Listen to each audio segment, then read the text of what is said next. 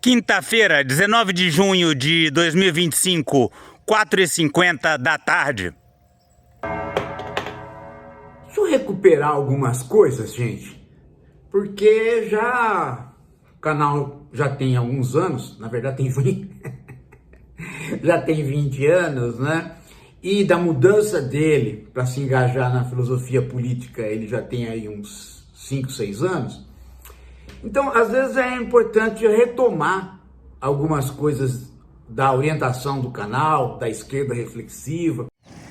Eu acompanho o canal do professor Paulo Giraldelli desde um pouco antes da eleição de Bolsonaro, 2019.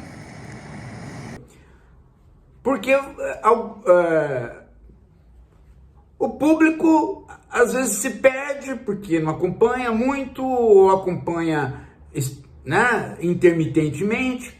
Outras pessoas vão chegando mais novas. Mas veja, qual é o objetivo de um filósofo, de um professor, ter um canal para criar a esquerda reflexiva? Pois é, eu me pergunto isso também, né? Ainda mais que eu sou professor e dedico boa parte do meu tempo pago. Hoje, por acaso, é feriado, mas aí é aquela coisa que a gente não tem mais feriado dia normal, dia noite. Como o professor Paulo Giraldelli explica tão bem no seu livro Capitalismo 4.0. Livro, aliás, que eu acabei de comprar ali pela Amazon para poder ler no Kindle e estou lendo com muito cuidado desde o comecinho até o final, com muita atenção.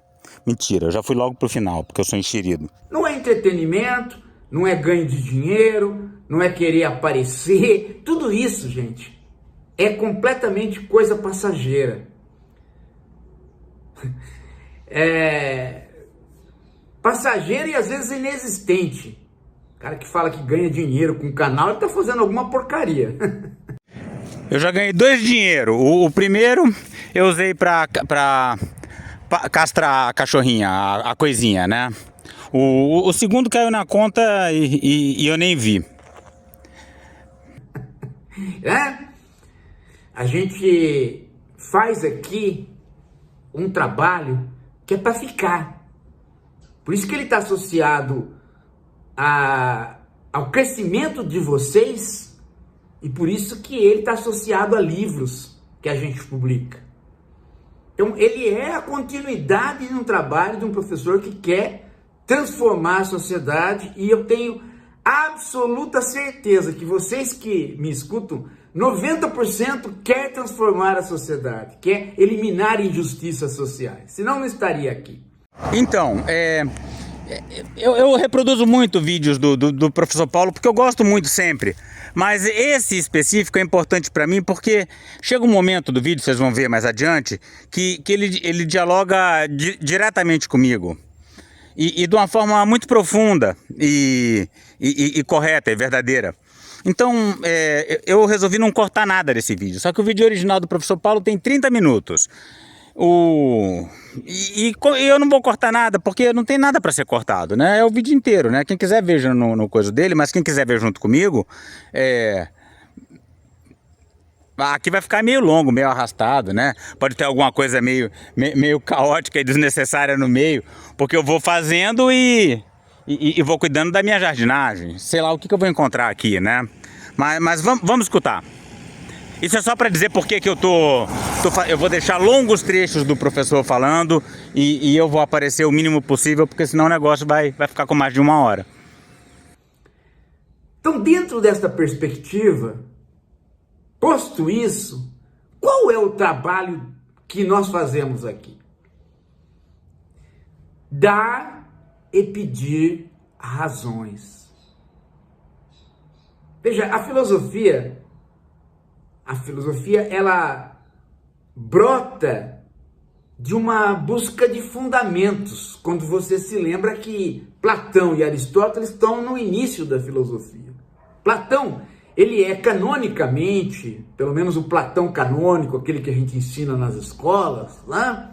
Ele é um filósofo de busca de fundamentos. Já o Sócrates, mesmo que seja o Sócrates do Platão, ele é muito menos um buscador de fundamentos e muito mais um arguidor. Ele é um fornecedor de razões e um pedidor né? De razões. Esta ideia de uma filosofia que busca fundamentos e uma outra que busca dar e pedir razões, praticamente você pode localizar em Platão e Sócrates, mesmo que o Sócrates seja o Sócrates do Platão. E o Robert Brandon, que é um filósofo norte-americano, que foi aluno do Richard Rorty, o Richard Rorty foi um grande amigo, um filósofo que a gente aprendeu muito com ele. Ele que lançou essa ideia de que a filosofia pode ser um dar e pedir razões. Ela é um trabalho contínuo. Chega uma hora que você fala assim, bom, eu pedi razões para você e você me deu razões. E eu estou achando essas suas razões possíveis de serem aceitas até eu ter melhores. A essa altura o ouvinte já deve estar pensando, pô, o Rodolfo pegou o vídeo do professor e não está nem acrescentando nada. É porque isso é introdução, né? A introdução filosófica. Mais na frente que eu posso comentar uma ou outra coisa. Para entender o que você fez ou o que aquele outro fez. Então, esse é o trabalho nosso aqui. Às vezes a gente dá uma narrativa, dá outra narrativa, dá outra narrativa. Às vezes a gente dá 3 narrativas no mesmo vídeo que não são compatíveis. Justamente porque a gente está tentando dar razões e, ao mesmo tempo, pedir razões. Esse é o nosso trabalho. Deixa eu dar um exemplo para vocês, bem pão, queijo. É aí que eu vou entrar. Eu estava ouvindo e falei, vai sobrar para mim. O Rodolfo Salme, ele é um professor lá da Federal do Pará. Sim, Campos Altamira, aqui do lado do Rio Xingu, o lago da hidrelétrica de Belo Monte. Ele tem um canal importante, que eu já pedi para vocês assinarem. Ô professor, obrigado.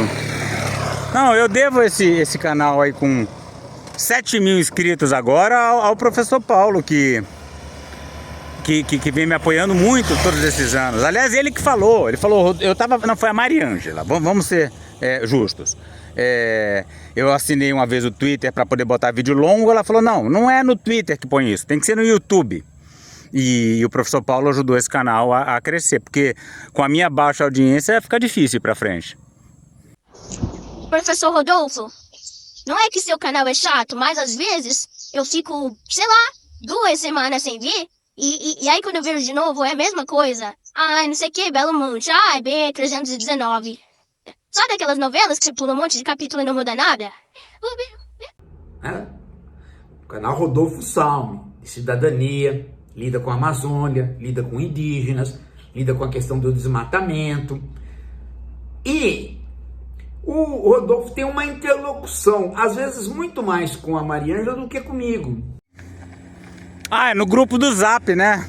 O Zap restrito nosso. Na verdade a Mariângela é que comanda ali o celular, mas o professor está sempre conversando. A Mariângela às vezes gasta lá um tempo discutindo com ele. Aí, gasta, aí, o ciúme do marido. Ela investe um tempo ali conversando. E às vezes eu fico escutando. E outro dia eu escrevi para ele uma frase curta. Já vou adiantar aqui. Então, o professor compartilhou comigo esse artigo, né? Publicado na Folha. Leilão de petróleo põe Brasil no foco de ambientalistas pelo mundo. Foi bom que ele me mandou, senão eu nem teria visto. E complementou, né? Essa polêmica vai dar o que falar. Então tá, beleza, professor, muito obrigado, vou trabalhar nisso agora, né?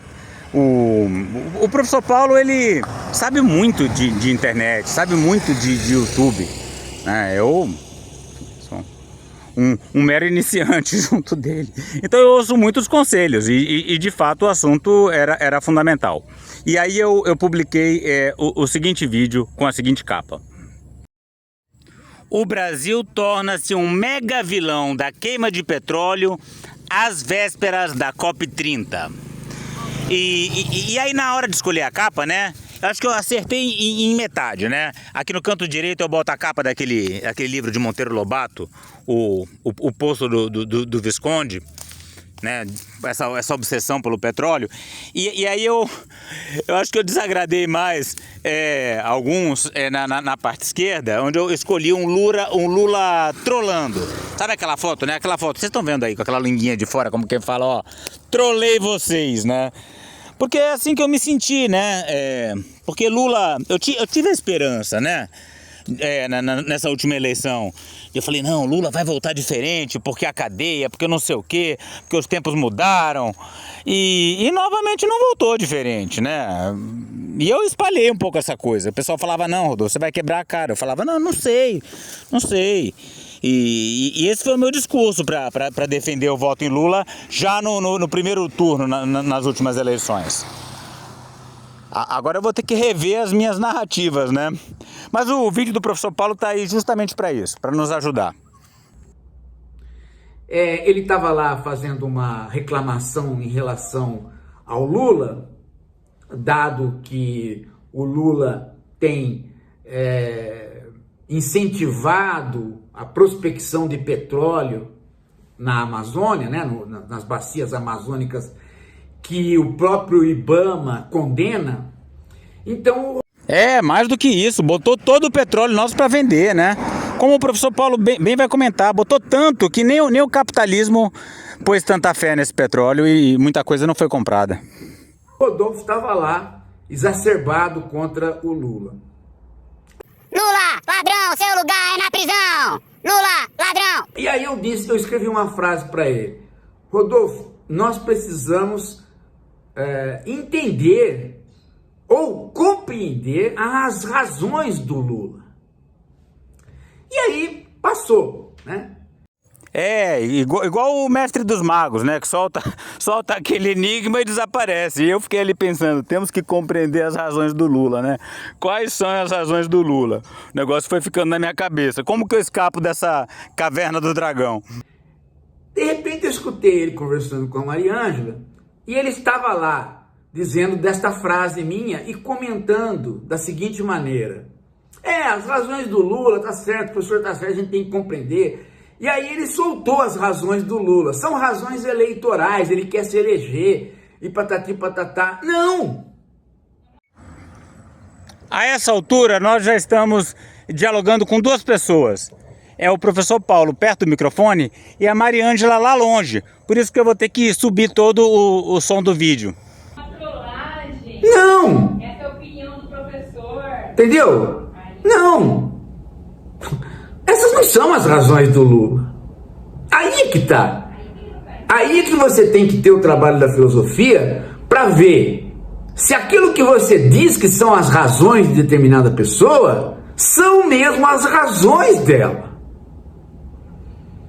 Há um trabalho aí de caridade. O que é o trabalho de caridade que o Donald Davidson, outro filósofo americano, dizia que nós temos que ter? Então, aí que entra a parte que eu não domino, né? Que eu vou escutar mais quieto, né? Nós temos que pressupor que o outro, aquele que a gente analisa, aquele que a gente escuta e pega narrativas, ele é minimamente racional. Em outras palavras, ele tem razões. Né? Essa é a questão. Então, mas quais são as razões do Lula? São as razões que aparecem ou são as razões que a gente precisa investigar para que elas apareçam? Então, por isso que entra o negócio do filósofo, né? Lembra aquela coisa das razões da cadeira, né? É sentar, é alguém ter feito, é o material de que é composto, né? Vamos lá, vamos nos valer do amparo do professor de filosofia. Porque você dizer que um político tem razões eleitoreiras não é dizer nada. Porque o que um político teria? O político trabalha para ter votos. Se ele não quiser voto, ele deixa de ser político. Exatamente. O meu amigo Danilo, ele costuma perguntar: Rodolfo, me diz um político, que você assina embaixo. Pensei, não. Meu posicionamento está fora do campo político. Claro que na hora de votar eu escolho aquilo que está mais próximo, mas eu podia falar da Sâmia, do Glauber, mas eles também mal falam de Amazônia. Por que eles não estavam lá brigando no dia do PL, né? Dando chute na bunda lá dos senadores? Porque também não está no topo da agenda deles. Então não tem. Trabalha para se eleger. Mas isso não são as razões pelas quais o Lula quer fazer a prospecção de petróleo nas bacias que o IBAMA não quer. São outras razões, são razões muito mais profundas, porque se fossem razões puramente eleitoreiras, ele poderia a qualquer momento abandonar, bastava ele estar no topo das pesquisas e ele abandonaria. Fala, não, são razões eleitoreiras, mas no fundo, não, eu não quero isso. Então eu vou abandonar porque eu já estou eleito. Mas o Lula nunca abandonou. Ele não abandonou quando ele estava na baixa, ele não abandonou quando ele estava na alta, ele não abandonou quando ele estava na baixa, ele não abandonou quando ele está na alta, ele não abandona nunca. Então tem razões mais profundas. É aí que entra a filosofia no seu pedir e dar razões. Então você tem que investigar a formação do político, do mesmo jeito que você investiga a formação do seu aluno para dar a lição para ele, do mesmo jeito que você investiga a formação de uma instituição para atuar nela, do mesmo jeito que o professor Paulo investigou a minha formação para dar essa resposta, né? E vocês vão ver que ela se liga umbilicalmente comigo. Que você investiga a formação de um filósofo para saber qual a filosofia dele. Mesmo Bolsonaro tem uma formação. Mesmo Bolsonaro, que é uma espécie de... Cocô, olha o cocô, já tô acostumado. Uma espécie que você não considera na ordem nem de mamífero ainda.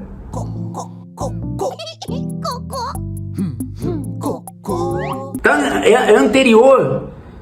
Ele tem razões. Só que o importante, gente, é compreender essas razões e ver se elas são, dentro do quadro de razões e desejos, laterais ou principais. Se elas são estruturais ou se elas são conjunturais. O Lula querer ganhar a eleição é uma razão, mas é uma razão conjuntural. Ele usar da questão do petróleo.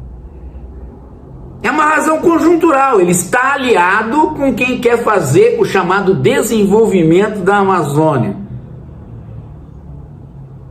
Perfeito. Isso dá voto? Dá voto. Mais do que isso, né? Isso é pré-requisito para participar da grande política. Por quê? Porque muita gente está convencida de que você pode entrar na Amazônia e fazer o desenvolvimento sustentável. Então isso dá voto. Traz os políticos de direita para junto dele. Traz a propaganda da direita para junto dele, dá voto. Agora, por que é que quando ele não precisava de voto, quando ele tinha 80, 89, 90% de aprovação, ele ainda assim defendia esses mesmos projetos? Pois é, professor. É isso que me magoa, né? Porque eu acho que eu fui tolo mesmo, né?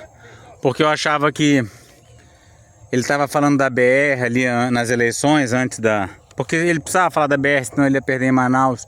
Mas que depois ele ia dar um jeito, o mundo ia convencer, a gente ia convencer, o nosso apoio ia ser importante. E ele não ia defender a BR.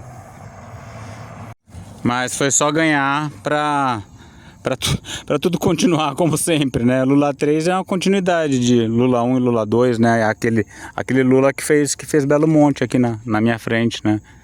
Que me fez e me faz ainda sofrer tanto.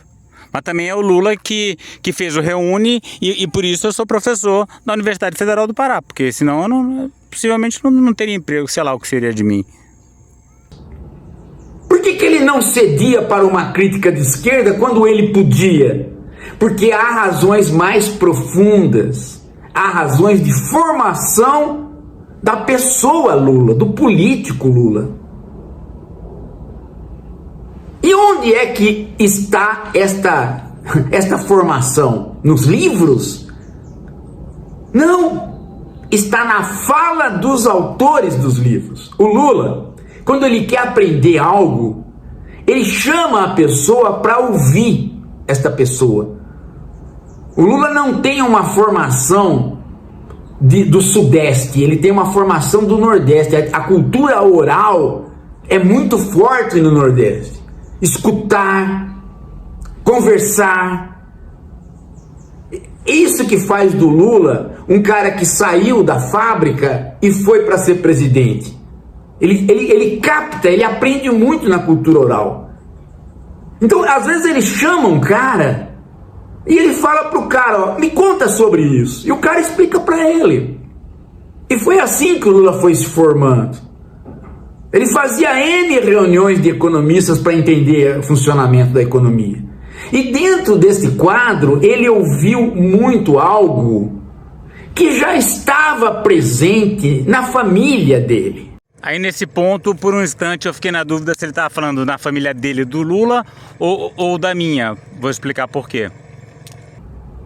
Que é o nacional desenvolvimentismo dos anos 50. Por que eu digo na família dele? Porque o Lula foi levado para a política pelo irmão dele, que já pertencia ao Partido Comunista, ao Partidão. Não o PCdoB, o PCB. Então, portanto, o nacional desenvolvimentismo embutido no ISEB nos anos 50, embutido nos intelectuais da CEPAL nos anos 50, calava fundo dentro do PCB. Então, dentro do ambiente que o Lula começou, o nacional-desenvolvimentismo já era algo que fazia efeito nos ouvidos dele. Dali para frente, ele percorreu quais caminhos? Lula escutou muito mais gente do PMDB, na época MDB, e é aí que eu entro, do que do próprio PT. Se você pegar o Lula, você vai ver que ele é uma pessoa que acredita piamente no desenvolvimento capitalista e na criação de uma grande classe média dentro do capitalismo, sem precisar qualquer passo na direção do socialismo. E isso ele escuta de quem? Ele escuta de pessoas de esquerda, pessoas que transitam no âmbito da social-democracia. Tanto é que ele é capaz de escutar um Beluso, que é um marxista, e ele é capaz de escutar um Bresser Pereira, que é um social-democrata. Então, aí ele fala do Beluso, ele podia ter falado também João Manuel Cardoso de Melo, meu tio, que me recebeu na sua casa em São Paulo, enquanto eu fazia a faculdade de biologia na USP. E o Beluso vivia lá, né? Eles são quase irmãos, né? O Serra também, né? O Serra, que também era desse PMDB. Eu lembro que eu era muito amigo do Luciano, filho dele, quando teve aquela eleição para a prefeitura de São Paulo, do Jânio com o Fernando Henrique. Eu estava dormindo lá na casa dele e de madrugada, na época a gente não sabia a contagem de votos logo, né? De madrugada eu ali acordo cedo, né? Sempre acordei cedo. E aí ganhamos? Não, perdemos. Serra não estava muito feliz naquele dia. E também a Conceição, muito amiga do meu pai. A gente passei altos verões em Búzios com a Conceição, velejamos muito no barquinho, só eu e ela. Eu lembro que a minha conversa de biólogo, né? O Rodolfo vai lá pro meio dos índios. Era tratada com simpatia, né? Com respeito, mas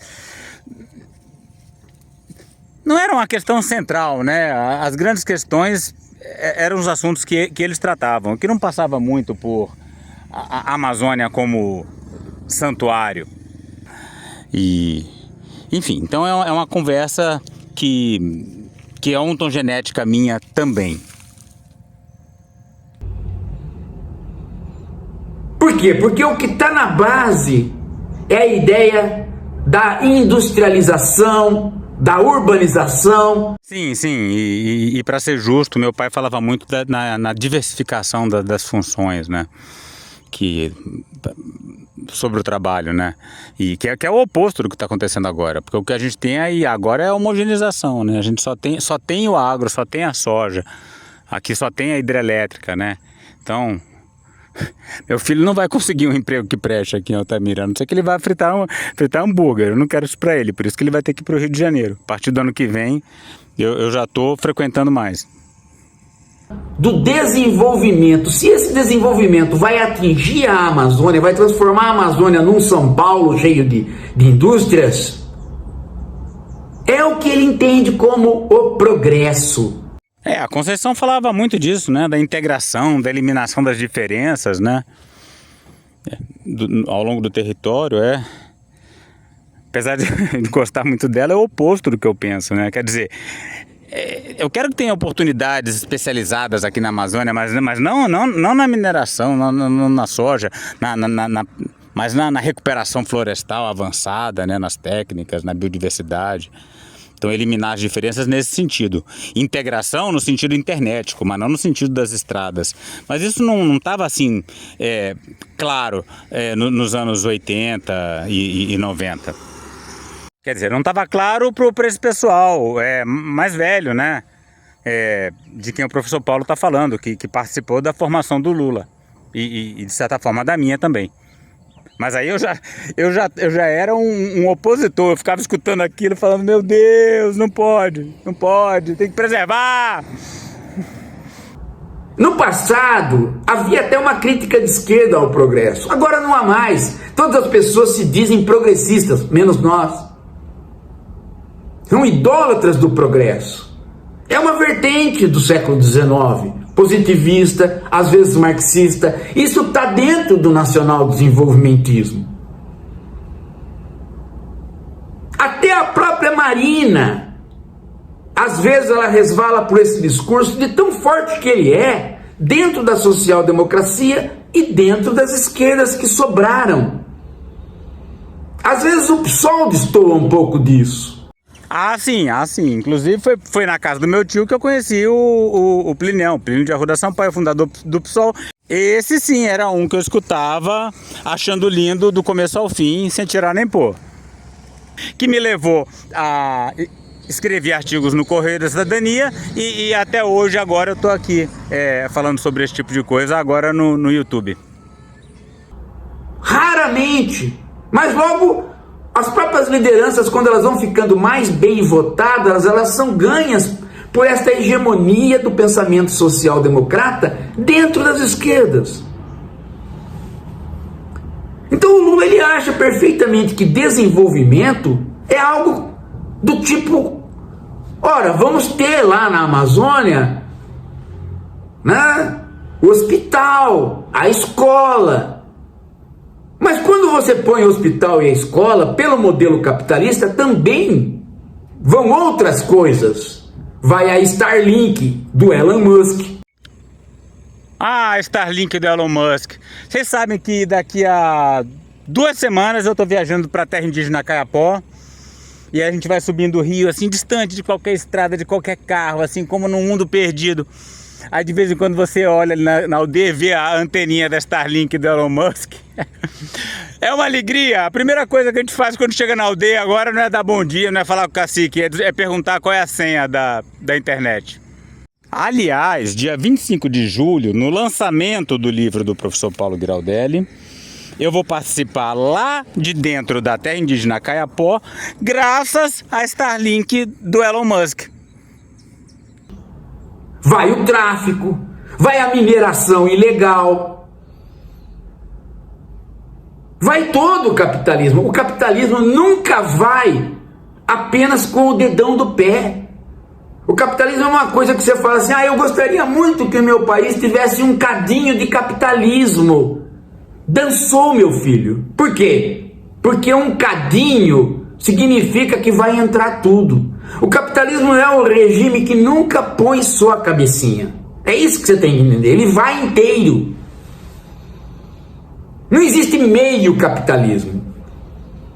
E o projeto da China é um projeto tão nacional desenvolvimentista que o capitalismo entrou e entrou para valer a ponto de você ter todas as mazelas que o capitalismo aqui teve e que agora o Xi Jinping tenta reverter em alguns setores.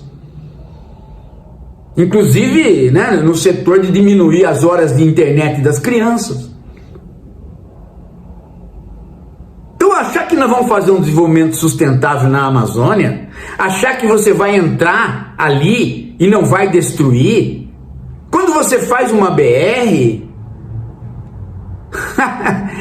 mas a BR já está feita, só falta asfaltar. Asfaltou, tem o posto de gasolina. Asfaltou, tem a cidade. Asfaltou, tem a prostituição. Asfaltou, tem a facilidade com que você retira os animais. Asfaltou, tem a possibilidade do minerador estrangeiro e nacional entrar e fazer o tráfico ilegal.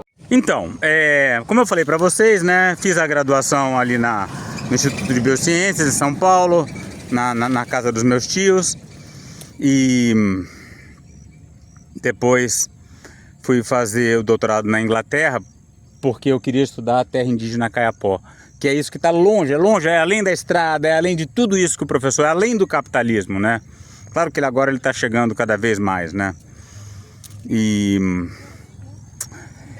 então esse assunto é muito caro para mim, Essa visão de mundo que o professor Paulo fala, Asfaltou, vem a mineração, vem a fazenda, vem a droga, vem a internet, vem tudo.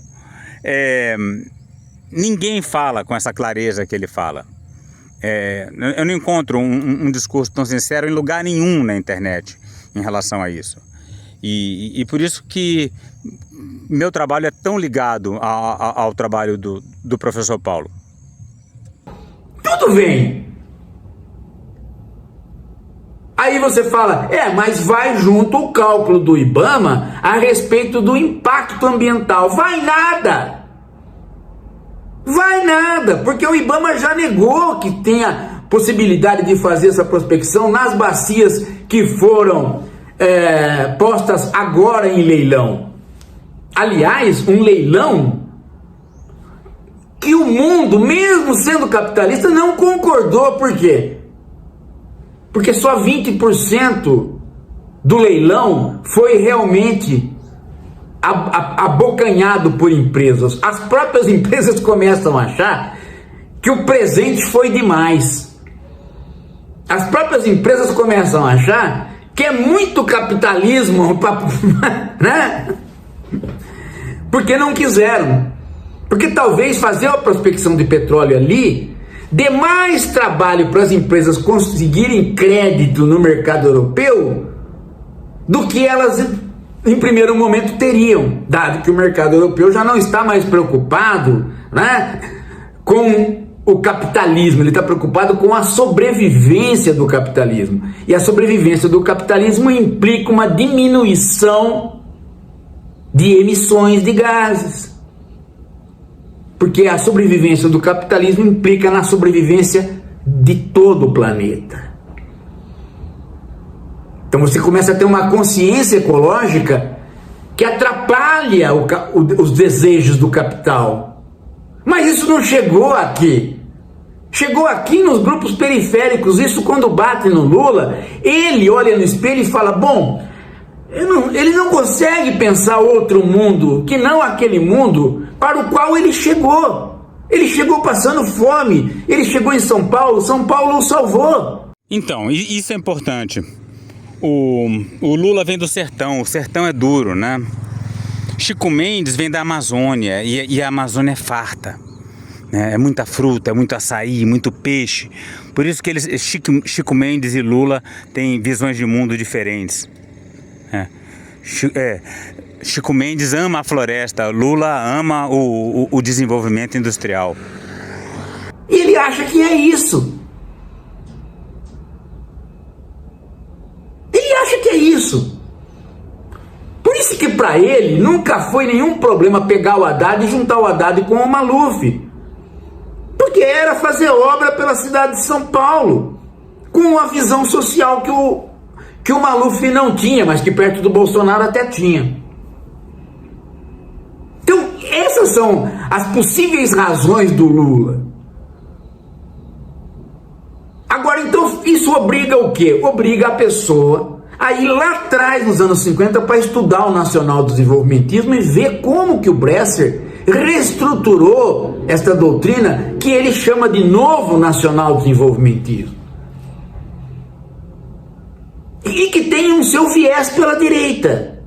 Por exemplo, o nacionalismo, né, altamente ideológico de daquele cara lá que virou fazendeiro, virou puxa-saco do Bolsonaro, era do PCdoB lá, o Aldo Enrabado. Aldo Ribeiro. Ele é um nacionalista. Eu discordo de algumas coisas que ele fala, mas muita coisa ele tá certo. Essa conversinha aí de vocês de não pode desenvolver santuário, essa conversinha eu não engulo não. Então isso são razões. Então esse é um exemplo que eu estou dando. Eu peguei aí de um debate da Mariângela com o Rodolfo, né? Porque às vezes ele pode achar que eu escrever naquela frase lá, é preciso entender as razões do Lula, eu esteja dizendo, é preciso entender as razões do Lula como justificações para salvar o Lula. Não! Agora eu entendi! É preciso apenas entender as razões do Lula para poder conversar com as pessoas da esquerda reflexiva e elas poderem atuar sabendo o que está do lado de lá. Sabendo onde é que elas estão pisando. Saber que quando você dá apoio a um político, ele tem razões que não são as que parecem ser, nem as suas. E mais do que isso, para eles saber qual é o ponto em que a ecologia vai apresentar uma maneira melhor do que a razão que o Lula está apresentando. Agora, a Mariana está falando lá atrás, com a porta fechada, inclusive, que, né? Porque acho que o médico ele tem um ego muito grande, então ele acha que mesmo com a porta fechada e sem aparecer ele pode falar. É mesmo, professor. O ego do médico é uma coisa. Tô tentando aqui entender o que Mariângela falou.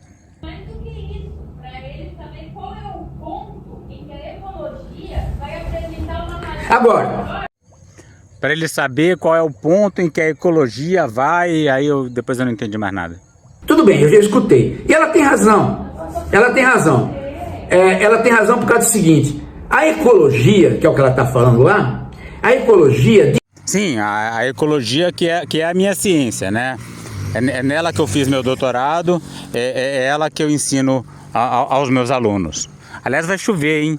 Ih, caramba. Tô falando que esse junho tá chuvoso. Eu não falo pra vocês que o Lula tem sorte. Ano passado isso aqui já tava seco e esturricado essa altura do ano. E agora tá chovendo. Nossa senhora, bora apertar o passo. De fato, é uma área de pensamento que poderia encontrar razões que eu, sem o saber técnico da ecologia, não encontraria. Então, ele... É verdade, olha que chuva linda. Eu lembro uma vez que isso aqui a gente tem uma área alagada, né? Que eu tava falando pro professor Paulo como que essa área alagada emite muito metano e como o metano é terrível do ponto de vista do aquecimento global, que a gente não vê a hidrelétrica queimando o combustível, mas o metano é muito grande, muito importante. Aí o professor Paulo falou, pois é, olha só, a gente tem uns rios pequenos aqui em São Paulo, não imagina que aquele mundo de água da Amazônia pode emitir uma quantidade de metano gigantesca, né? Então é isso, né? Bacana. Por isso que estamos colaborando, porque temos muito a acrescentar um ao outro. E a chuva aqui fortíssima. Última vez que eu tentei filmar a chuva, estragou o celular. Então eu vou guardar o celular e continuar esse trabalho em casa. Ele pode analisar o nacional-desenvolvimentismo e ver as razões do IBAMA, que são outras razões dadas pela ecologia. E ver por que a Marina está transitando entre uma e outra, desesperada pela sobrevivência política dela, não porque ela quer se eleger, mas apenas porque ela sabe que se ela não sobreviver politicamente, as próprias razões do IBAMA vão morrer. Entendeu? Aí é que entra o canal do Rodolfo. Se ele nos der condições intelectuais de entender as razões do IBAMA, primeiro saber quais são, depois entender. Né? É mais ou menos parecido com a resposta que o Drauzio Varela deu ontem para aquele panaca, energúmeno, ignorante, burro e safado do Ricardo Faria, o rei do ovo, quando o rei do ovo criticou o Bolsa Família. É verdade. O que o Drauzio Varela fez na Folha? Ele não falou do cara. Ele simplesmente descreveu o que o SUS salvou de pessoas através de programas sociais. Quer dizer, às vezes não. E o que o Bolsa Família incluiu as pessoas para poderem chegar ao SUS. E mostrou que a maior bobagem que se pode falar no mundo atual é que não fez efeito na economia. Fez tanto efeito que os sistemas de crédito que foram gerados a partir do Bolsa Família e da possibilidade da sobrevivência do SUS, deu um empurrão no próprio capitalismo. Então ele respondeu tecnicamente. É esta resposta que a gente espera do Rodolfo. Sim, sim. Por isso que eu faço questão de ir sempre para a terra indígena, para poder me conectar com o mundo real e não ficar só no achismo. Que a própria Marina não tem dado. Então é nesse sentido que a gente cobra que alguns canais poderiam vir juntos. Agora é claro que quando a gente fala de canais de esquerda, a gente não fala do ICL. Porque... Não, claro que não. Nem de ICL, nem de Jones Manuel, nem de Meteoro, nem de Rita Cabrita, Galináceos, essa turma toda, porque isso aí não é de verdade. Porque o ICL é canal de banqueiro e porque ele não sabe dar razões. Sim, o ICL é de banqueiro e todos esses outros que eu falei é tudo apadrinhado lá do Tonteira, do Tonteira. Podia ser canal de banqueiro e saber dar razões, mas não sabe. Ele faz uma caricatura do adversário, ele faz uma caricatura do bolsonarismo e ensina você a admitir que o bolsonarismo é aquela caricatura. Ele não dá as razões. Então ele ensina dogmaticamente, ele cria uma esquerda burra, não reflexiva.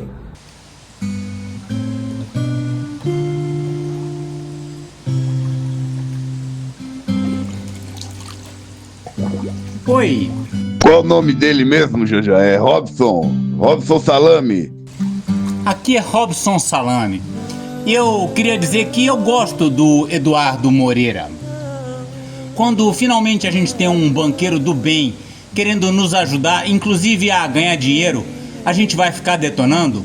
Não seria melhor se todos os canais progressistas se unissem como a direita faz, ao invés de ficar só brigando? Então eu acho que agora vocês voltam, né, a reentender o projeto do canal.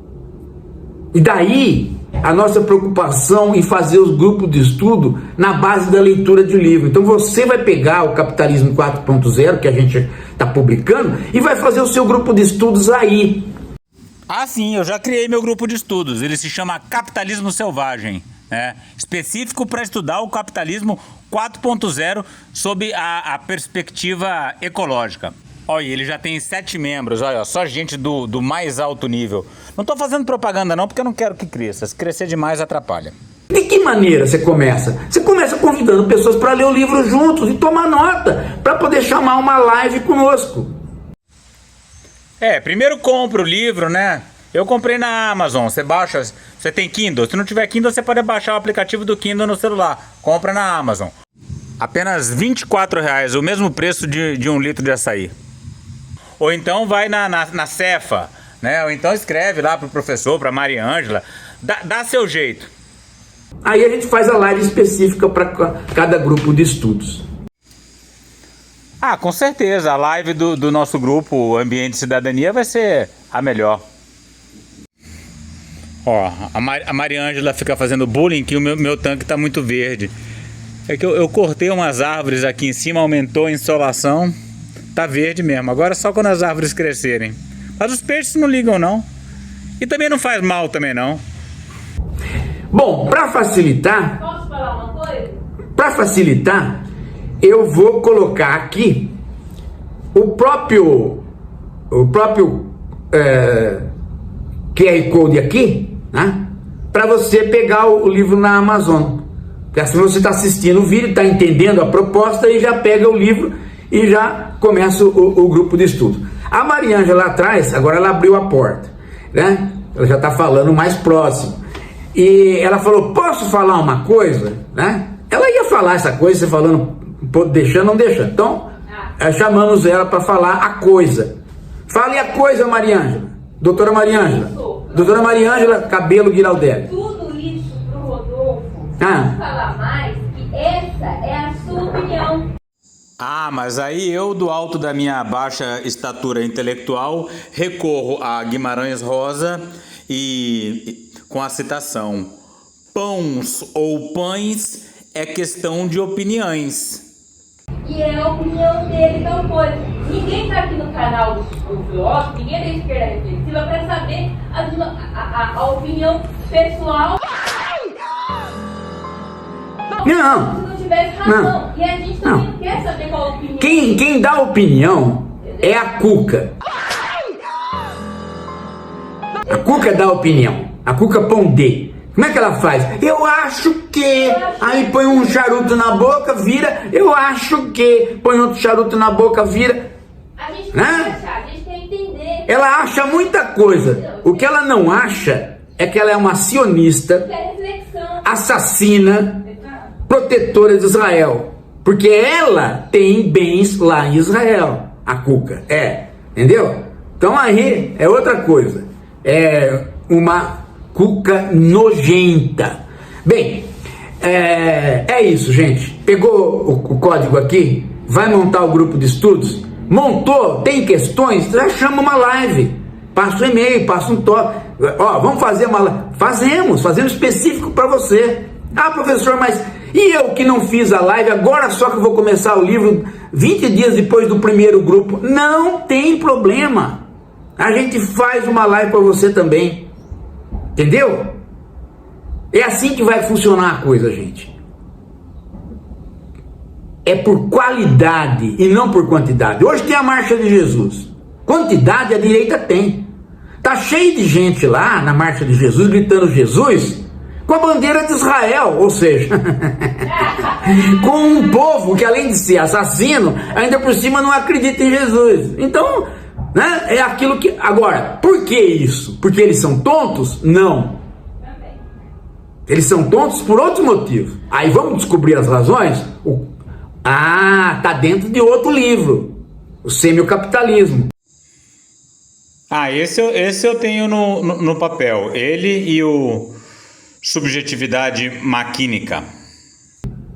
Eles estão imersos numa simbologia que não tem semântica, que não tem significado. Basta essa simbologia vir a partir dos líderes políticos. A internet já os educou para isso. Para a inflação semiótica e a deflação semântica. E aí fica fácil. Qualquer símbolo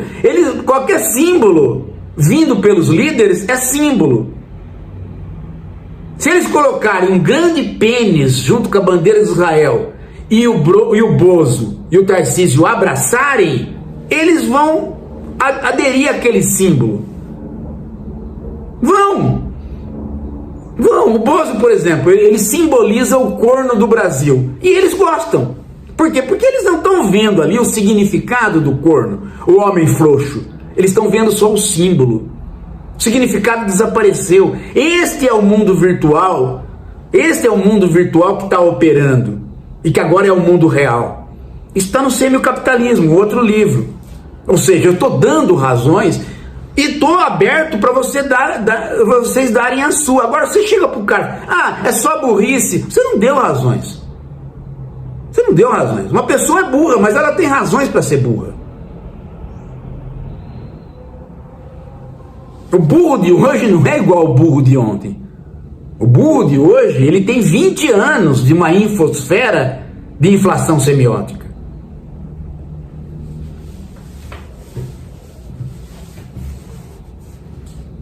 A internet não liberou a burrice.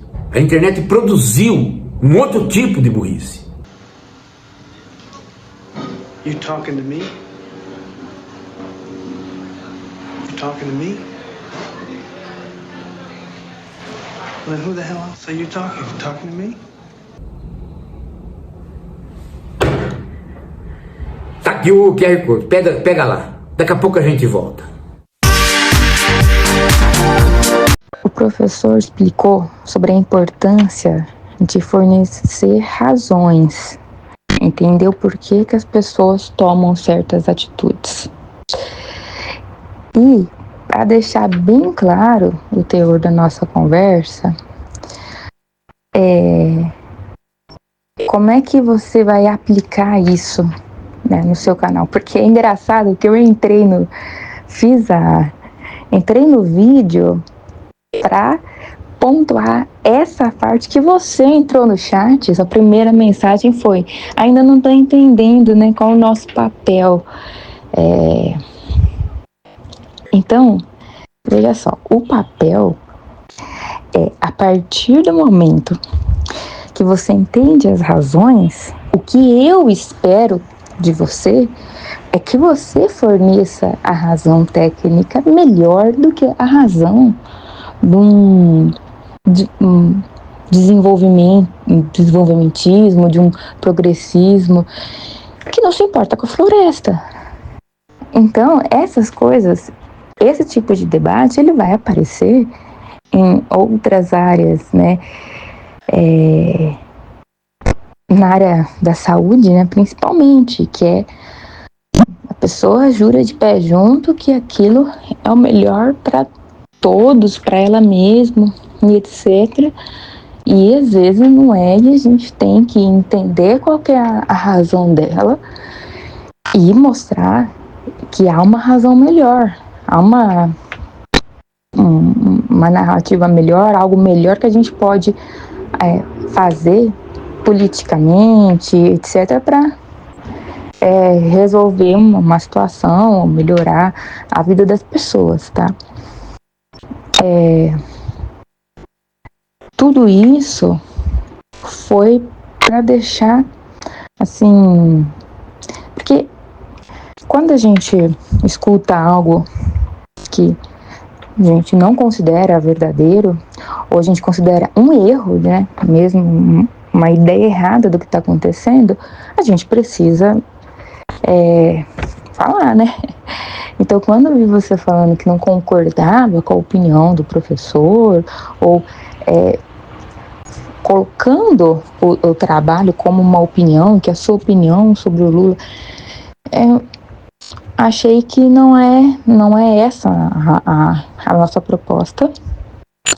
A nossa proposta é, né, ampliar a interlocução entre as áreas, porque se você quer que o Lula escute, que os políticos escutem, se você quer que a população não taque veneno na árvore, que nem acontece aí no Pará, você tem que tentar entender as razões dela para você mostrar que, não é assim, se você tá com medo que a árvore caia, por isso que você vai cortar, então, deixa eu te explicar que a gente pode usar uma árvore assim, assada, ela não vai cair, se você fizer, sabe, você tem que...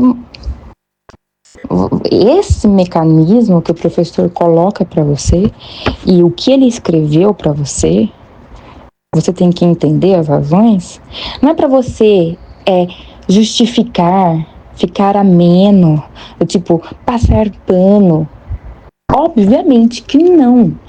É para você, a partir do entendimento das razões do Lula, apontar o porquê que está errado do seu ponto de vista. É isso que a gente espera de um ecologista ou do seu canal. É isso que você tem que falar. É isso que você tem que abordar. É isso que vai fazer ampliar o debate e melhorar nossa discussão.